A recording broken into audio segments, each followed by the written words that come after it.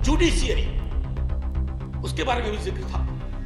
Judiciary पर आजकल मैं देख रहा हूं 2 चम्मच सुबह 2 चम्मच शाम के हिसाब से बयान आते रहते सरकार की ओर से। सब हम सब जानते हैं कि जुडिशियरी में रिप्रेजेंटेशन होना चाहिए। हमारा दल, राष्ट्रीय जनता दल और हमारे नेता लगातार कहते हैं कि वंचित समाज SC ST OBC का जब तक प्रतिनिधित्व नहीं होगा, न्यायपालिका और न्यायालय दूर रहेंगे हमसे। लेकिन सर मामला और बयान ऐसे आ रहे हैं जिनको न मौलिक की समझ न संरचना की समझ। प्रोफेसर मनोज कुमार झा।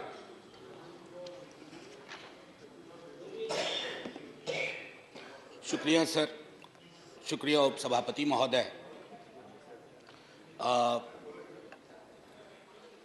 जया जी हैं यहाँ? Please please. नहीं, एक संदर्भ था इसलिए आप ही से कह रहा हूँ सर कि एक फिल्म थी कभी कभी, उसमें एक शाहिर की बड़ी अच्छी लाइन थी, कभी कभी मेरे दिल में एक ख्याल आता है।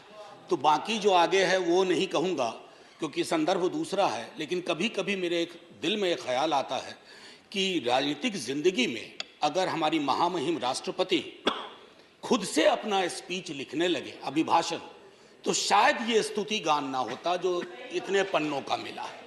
अब ये कब होगा सर? ये हमेशा से होता रहा होगा, लेकिन कई चीजें जो हमेशा से होती रही हैं वो अच्छी हो ये आवश्यक नहीं है। क्यों सर? क्योंकि जमीन की हकीकत और अभिभाषण के तथ्य मेल नहीं खाते हैं सर, और ये चिंता का विषय है। मसलन मैं शुरुआत करूं एक छोटी सी चीज से। पैरा 2 कहता है स्थिर सरकार। अरे समाज अस्थिर है तो स्थिर सरकार का क्या करें? उस ऑर्केस्ट्रा में जाकर के हम भी गाना गाएं? समाज में अस्थिरता के लक्षण जहां चले जाइए, क्षेत्रीय आधार पर, धर्म के आधार पर, जातिगत विषमता के आधार पर इतनी अस्थिरता है और हम स्थिर सरकार का महिमा मंडन करें। सर स्थिर सरकार वो होती है जो समाज में अस्थिरता पैदा ना होने दे। यहां उल्टा मामला है, ये चिंता का विषय है। इसकी अभिव्यक्ति माननीय राष्ट्रपति महोदया के अभिभाषण में नहीं होती है। सर 370 का जिक्र आया, 370 के जिक्र को मैं, धन्यवाद सभापति महोदय, 370 के जिक्र को मैं थोड़ा चाहता हूं कि एक व्यापक कैनवास पे लें। आजकल ऑथेंटिकेशन की बहुत बात होती है सर, मैं पूरी की पूरी किताब लेके आया हूं, कश्मीर आफ्टर 370, अनुराधा भसीन जी ने लिखी है, कश्मीर टाइम्स की एडिटर रही हैं। सर लगातार खबरें आ रही हैं, आप कहते हैं कि नॉर्मैलिसी है। सर दिल्ली के दरबार से नॉर्मैलिसी बोलना और कश्मीर में जाकर के उस नॉर्मैलिसी को महसूस करना, इसमें बहुत बड़ा फर्क है सर।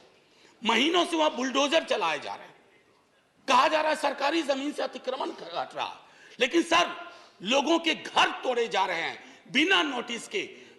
मैं बार बार कहता हूं माननीय सभापति महोदय आपके माध्यम से, सर कश्मीर को जमीन का टुकड़ा ना समझा जाए।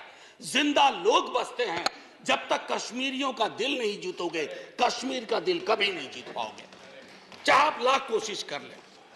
सर भ्रष्टाचार के बारे में भी कहा गया, तो सर मैं तो सोच के आया था कि ऐसी कोई बात ही नहीं बोलूंगा।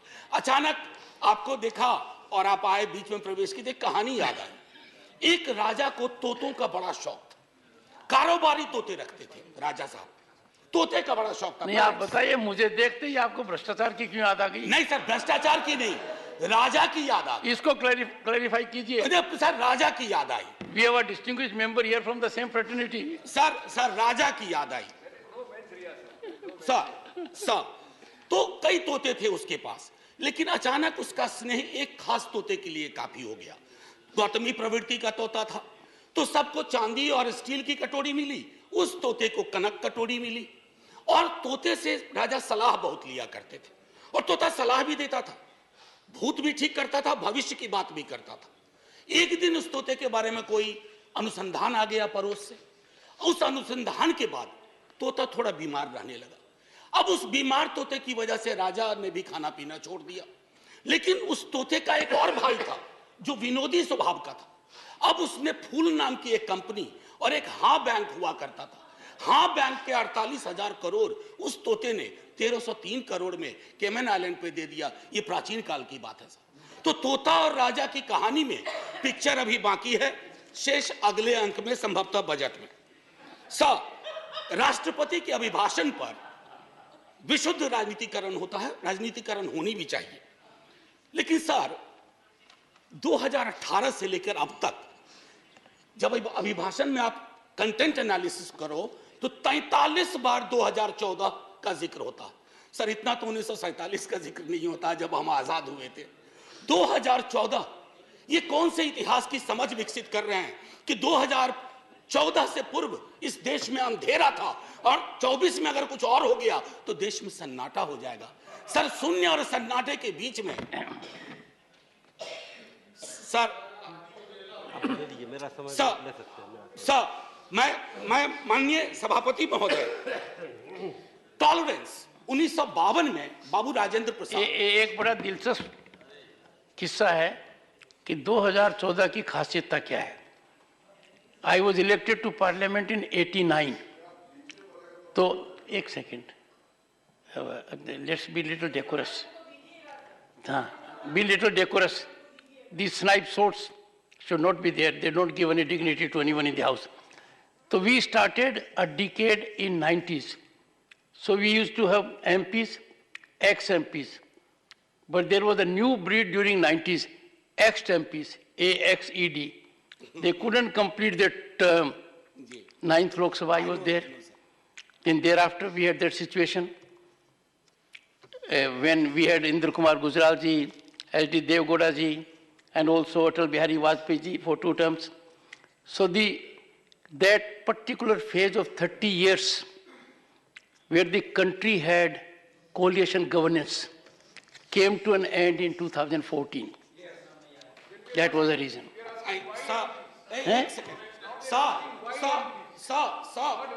Jairam ji. Achha, I said AXED. Sir, माननीय सभापति महोदय, मेरे वक्त वैसे भी हम लोगों का अच्छा वक्त नहीं चल रहा है, तो मेरे वक्त में 2 मिनट का इजाफा कर दीजिएगा। एक स्पीकर हमारे और होंगे, संभव उनका कट जाएगा। सर प्लीज, मैं क्यों कह रहा था, आप मेरे भावार्थ को नहीं समझे। 2014 सर, इतिहास बोध 2014 से नहीं होगा, फिर क्या कहेंगे 47 में। हम पहली आजादी की वर्षगांठ हमने 48 में मनाई थी सर, तब तक बापू को खो चुके थे। हाँ, आज 75वें वर्ष में इस तथाकथित अमृतकाल में मैं ये देख रहा हूं कि गांधी की हत्या करने वालों का महिमा मंडन हो जाता है। ये भी है, ये है।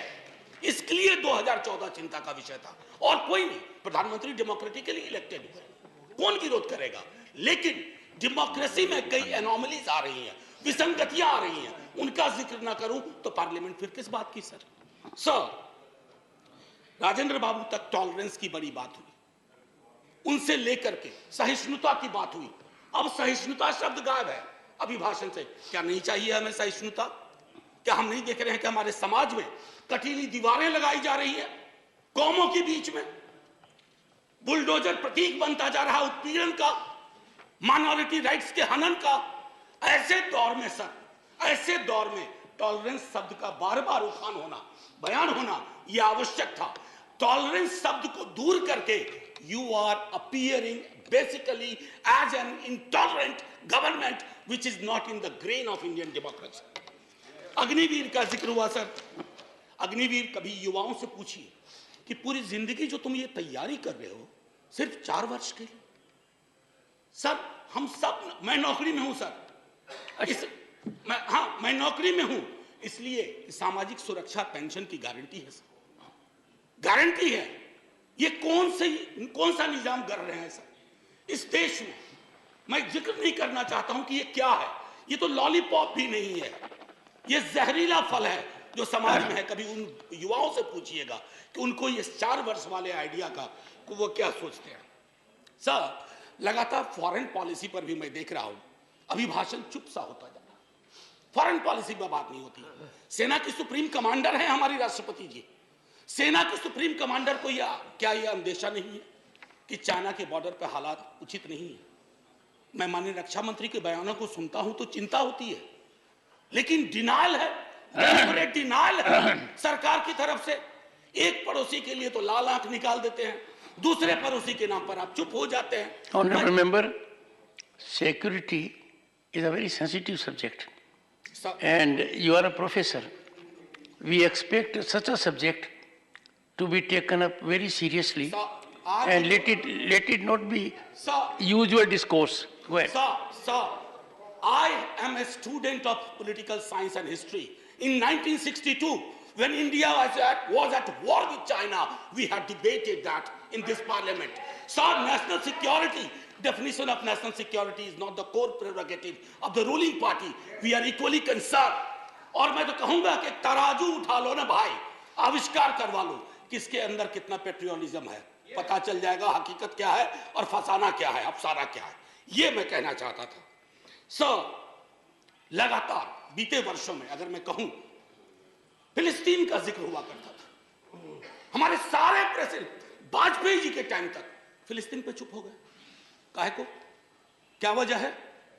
क्या हम अपनी विदेश नीति में ये ताकत नहीं पैदा कर सकते कि oppressed community anywhere is are will shall have our concern? कितना बदल गए हम सर। मैं जानता हूं हिंदुस्तान के नजरिए से देखिए, लेकिन हिंदुस्तान की नजर मत बदलवाइए। जो 47 में नींव रखी गई थी, उस नींव को मत हिलाइए। उस नींव को हिला दीजिएगा तो पार्लियामेंट की बिल्डिंग भी ढा ढा के गिर जाएगी। ये चिंता का विषय है सर। जुडिशियरी, उसके बारे में भी जिक्र था। जुडिशियरी पर आजकल मैं देख रहा हूं 2 चम्मच सुबह 2 चम्मच शाम के हिसाब से बयान आते रहते हैं सरकार की ओर से। साहब, हम सब जानते हैं कि जुडिशियरी में रिप्रेजेंटेशन होना चाहिए। हमारा दल, राष्ट्रीय जनता दल और हमारे नेता लगातार कहते रहे कि वंचित समाज SC ST OBC का जब तक प्रतिनिधित्व नहीं होगा, न्यायपालिका और न्यायालय दूर रहेंगे हमसे। लेकिन सर, मामला अब बेसिक स्ट्रक्चर पर आ गया और बयान ऐसे आ रहे हैं जिनको न मौलिक की समझ न संरचना की समझ। बेसिक स्ट्रक्चर पर मैं तो और किसी को नहीं कहूंगा, आप आडवाणी जी को देख लीजिए, उनको पढ़ लीजिए, पता चल जाएगा। माननीय प्रेसिडेंट साहिबा के बयान में जातिगत बहुत बातें हुई, SC ST OBC। सर, पूरे देश में एक लहर चल रही है जातिगत जनगणना की। आपके भी लोग अब बोलने लगे हैं, सत्ता पक्ष के। सर, मैं 12वें मिनट पे खत्म कर दूंगा, हालांकि 2 मिनट आपको जोड़ना भी था सर, माफी के साथ। मैं सिर्फ ये कहना चाहूंगा सर कि जातिगत जनगणना के लिए सरकार, आपका कोई नुकसान नहीं होगा। मैं आपको यकीन दिलाता हूं, थोड़ा फायदा होगा। हकीकत देखिए कौन कहां खड़ा है, इसलिए बिहार में हम सर्वेक्षण करवा रहे हैं।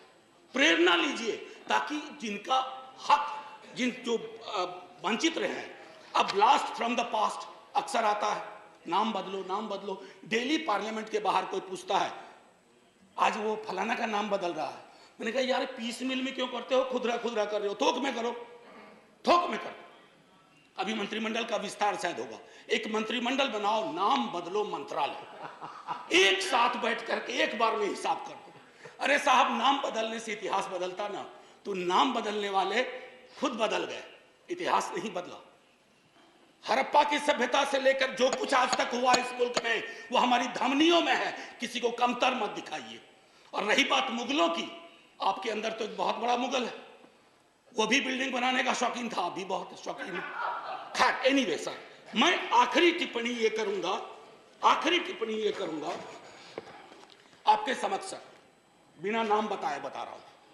हम सबल केंद्र चाहते हैं, लेकिन केंद्र की सबलता संविधान से आती है, किसी दल के सत्ता पर एक अधिकार से नहीं आती। यदि केंद्र का व्यवहार न्यायपूर्ण नहीं रहा, यदि दलगत आधार पर प्रदेशों के साथ भेदभाव या पक्षपात किया गया, तो प्रदेशों में केंद्र विरोधी भावनाएं जन्म लेंगी। मैं नहीं सर, अटल जी 74 का भाषण। बस सर, आखिरी, कुछ मित्रों ने इसे अनावश्यक कर्मकांड, यानी इस बहस को कर्मकांड का, मुझे तो यह सारा दृश्य प्रहसन सा प्रतीत होता है। राष्ट्रपति का अभिभाषण ही नहीं, इस पर होने वाली यह चर्चा करने वाला यह सदन, यह संसद कुछ अर्थों में बेमानी, व्यर्थ, जनजीवन से कटा हुआ। मैं नहीं, अटल जी, ये हमारे लिए आईना होना चाहिए। सर, आखिरी सर, एक जय हिंद तो बोलने दीजिए सर, जय हिंद बोल देने दीजिए, 2 मिनट मेरा जोड़ना भी है आपका। सर, मैं सिर्फ ये कहूंगा, जय हिंद बोलने से पहले सर, ये अवसर होते हैं, सदन में जितने लोग हैं, मैं सबका शुक्रिया अदा करता हूं। लेकिन लोकतंत्र नहीं बचेगा ना सर, तो सिर्फ अगर तंत्र बच गया तो कुछ बचेगा नहीं। जय हिंद सर, शुक्रिया बहुत बहुत। और आपके मन में कभी कभी ख्याल आता है वो बाकी चेंबर में बताइए। जी सर।